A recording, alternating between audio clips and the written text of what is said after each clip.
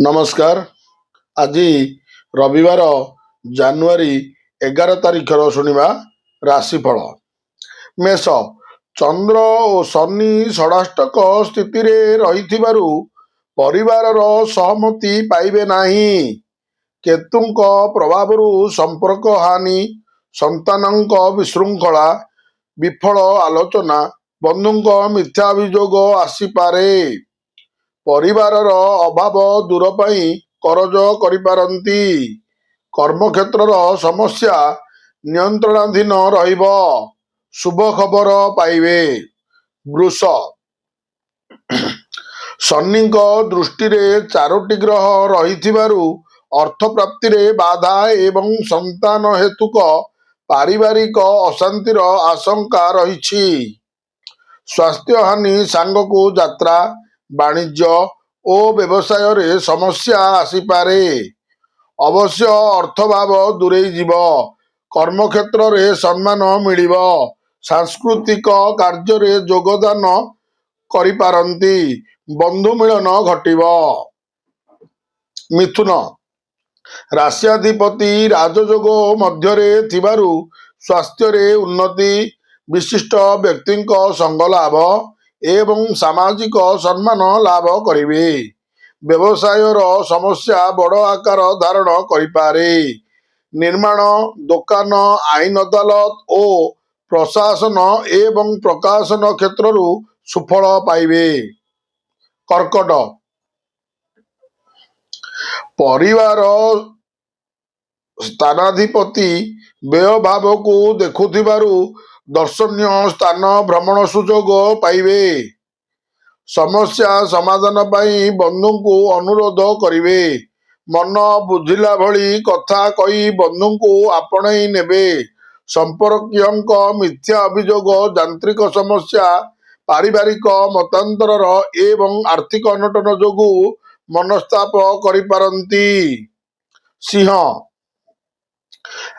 ଭାଗ୍ୟାଧିପତି କୋଣସ୍ଥାନସ୍ଥ ହେତୁ ଅର୍ଥ ଲାଭ, ସ୍ଥଗିତ କର୍ମାରମ୍ଭ, ନୂତନ ସମ୍ପର୍କ ଏବଂ ଅଭିଳାଷ ପୂରଣରୁ ଖୁସି ରହିବେ।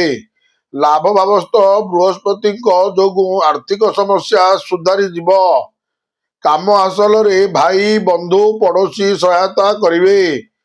ରୋଗ ପୀଡ଼ା, ଶତ୍ରୁତା, ବ୍ୟବସାୟରେ କ୍ଷତି ଏବଂ ପାରିବାରିକ ମତାନ୍ତରରୁ ମନସ୍ତାପ କରିପାରିବେ।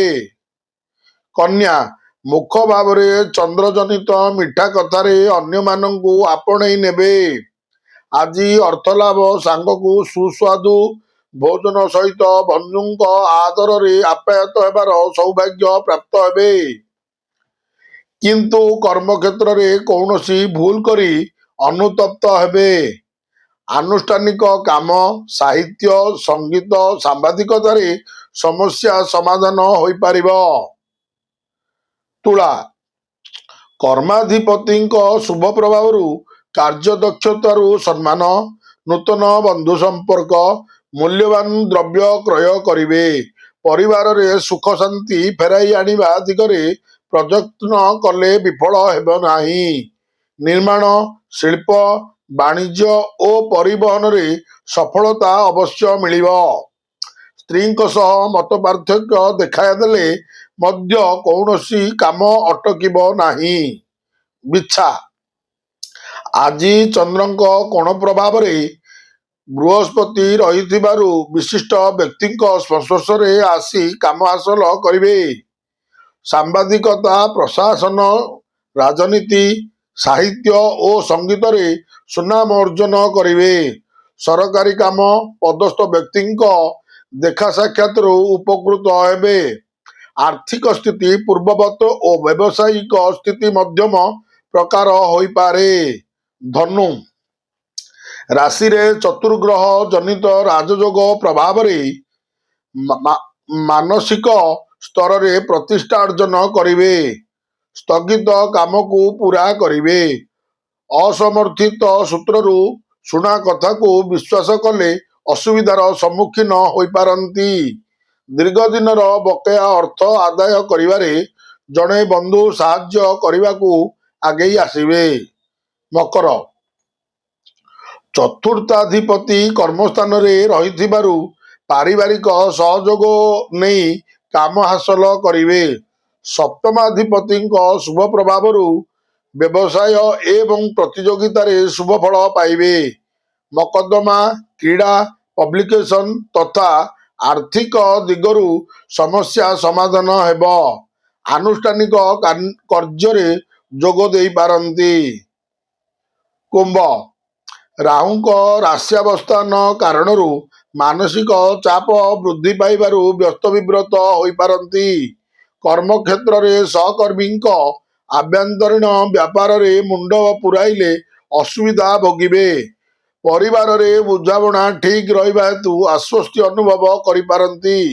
ଶିଳ୍ପ, ବାଣିଜ୍ୟ ଓ ପରିବହନରେ ପ୍ରତିବନ୍ଧକ ଦୂରେଇ ଯିବ।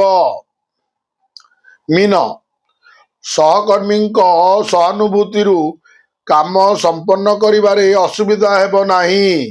ଆଜିର ପ୍ରତ୍ୟୁଷ ଯାତ୍ରାରେ ସଫଳତା ମିଳିବ ଓ ବନ୍ଧୁ ମିଳନରୁ ଖୁସି ହେବେ। ଦୋକାନ, ନିର୍ମାଣ, ଯାତ୍ରା, ସଭାସମିତି ପ୍ରଭୃତିରୁ ଆଶାନୁରୂପ ଫଳ ପାଇବେ। ସାହିତ୍ୟ, ସଙ୍ଗୀତ କ୍ଷେତ୍ରରେ ସୁନାମ ସହିତ ପ୍ରଶଂସିତ ମଧ୍ୟ ହୋଇପାରିବେ। ନମସ୍କାର। ଜୟ ଜଗନ୍ନାଥ।